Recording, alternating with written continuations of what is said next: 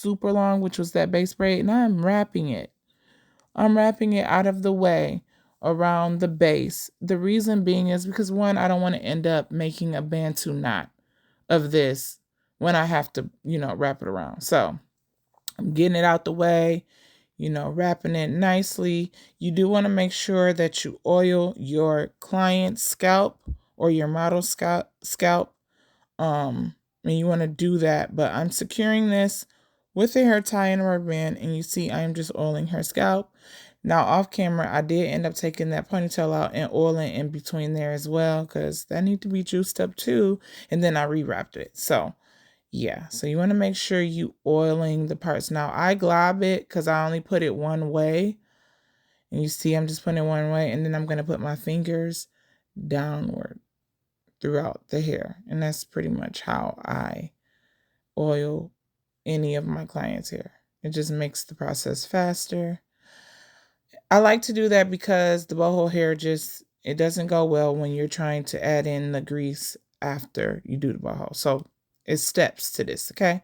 So now I'm doing the Bantu knots, which you guys seen me, and if you haven't seen my other videos, go check them out of hairstyles with Bantu knots, but I'm basically measuring it to the length, then I'm just wrapping around the end. You can make them as neat as you want, or as some people like to do like a certain design with each one. I just like to just twirl it up the braid and then downward, and then I secure it with a rubber band in place.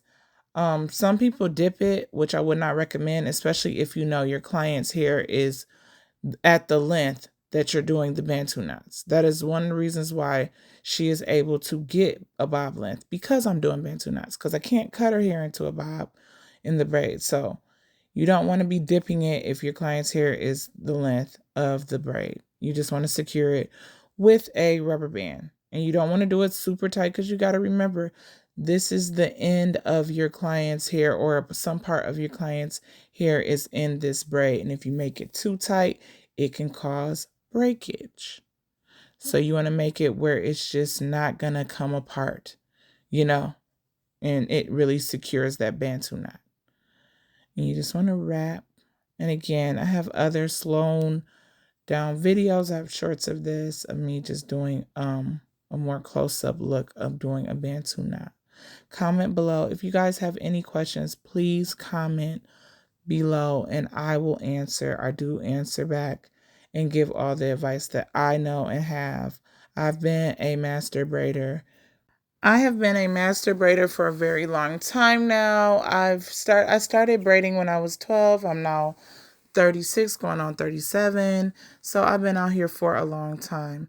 Now you see me doing the ponytail. Again, you want to make the ponytail a little bit shorter so it won't blend in and look like it's a part of the back. And that is what I'm doing. And I'm just creating that Bantu knot all the way around.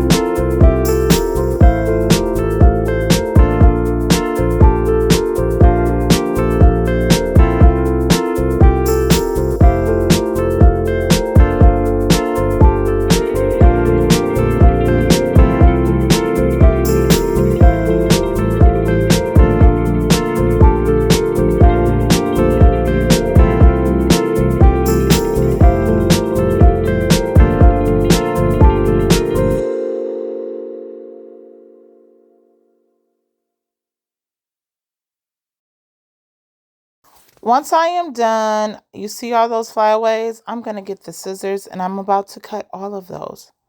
I'm going to do each and every braid and I'm going to cut as many flyaways off as I can because I just can't do it.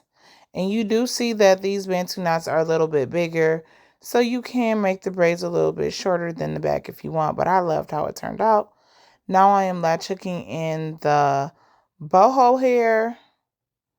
And I like to do this method because I can literally take them out if I don't like them over time. That is a great thing when latch hooking them in. Now, if you are doing human hair pieces, I would not recommend latch hooking them in. I would recommend braiding them in. And they should last if it's real human hair and you shouldn't have to worry about tangles. And I just make sure all the curly hair is all the same length. Now I'm doing her edges. I only leave a little bit out with my daughter only because one, I don't want her to end up balding due to wearing too much edge stuff all the time and getting used to that because I have done a ton of girls' hair and it's getting very thin around the perimeter due to them wearing their edges out, not rinsing the product out, and just constantly brushing it with this edge brush. So be mindful of that. Because you girls got to get older and you don't want to have thin edges. And after that, I go over it with some oil sheen and really make sure it's nice and moisturized. Here is the finished product. I hope you guys really enjoyed this tutorial. If you did, again, subscribe, but you see nice and crispy. It's super cute, easy breezy. And yeah, I just love it. Now here is the longer version and some other tutorials you guys will like. Peace and hair grease. Bye.